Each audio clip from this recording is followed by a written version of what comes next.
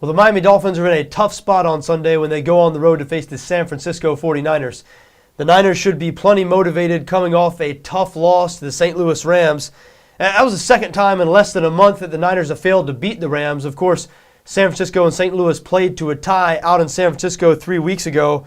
8-3-1 now are the Niners, still in control of the NFC West, but they won't have home field advantage or anything like that. Still, I think the general consensus is this is one of the best teams in the NFL.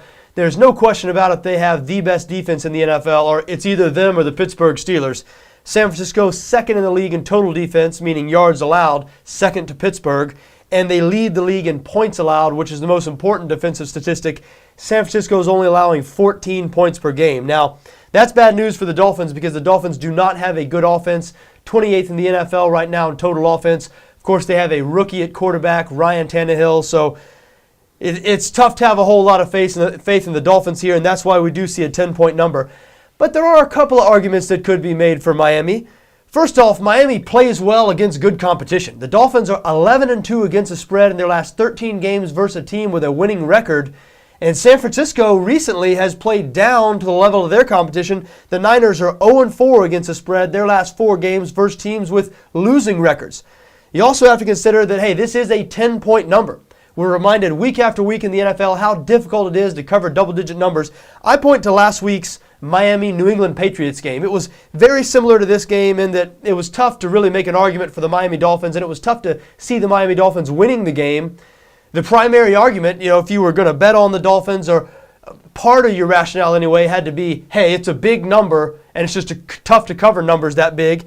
And sure enough, that number last week in the New England-Miami game, it floated between 7.5 and 9.5 all week.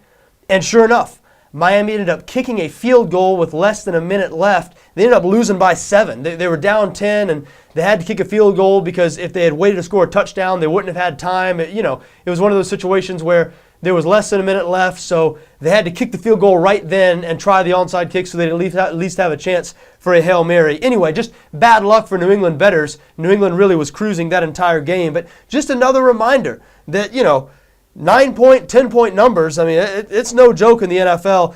One team really has to be better than the other team, at least on that day, to cover a number like that. Now, I do lean towards the Niners covering this number. I know what we mentioned about how the Niners have played down to the level of their competition recently, and Miami has done well against winning teams.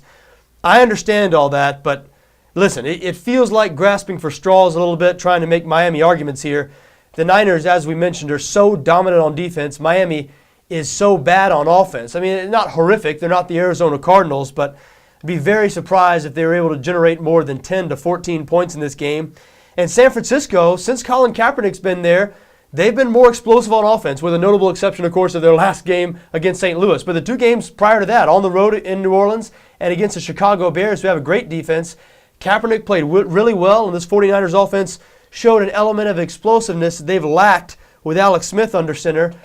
And Miami struggles in the secondary. So Kaepernick should have a chance to complete some passes in this game and build some confidence. I like the Niners in this game, and I don't necessarily think this is going to be a laugher from the beginning. San Francisco is not a real high-scoring team, even though we mentioned they've been somewhat explosive with Kaepernick under center. But Miami has a decent defense. They're top 10 rush defense anyway. And San Francisco running the ball is what they like to do. They're second in the NFL in rushing offense. So I envision this as the type of game where Miami stays within a score until sometime around the third quarter. I just think San Francisco is going to pull away in the end. And while it would make me a little uncomfortable laying 10 points in this spot, I'd be stunned if San Francisco lost the game, and I think they're probably going to cover.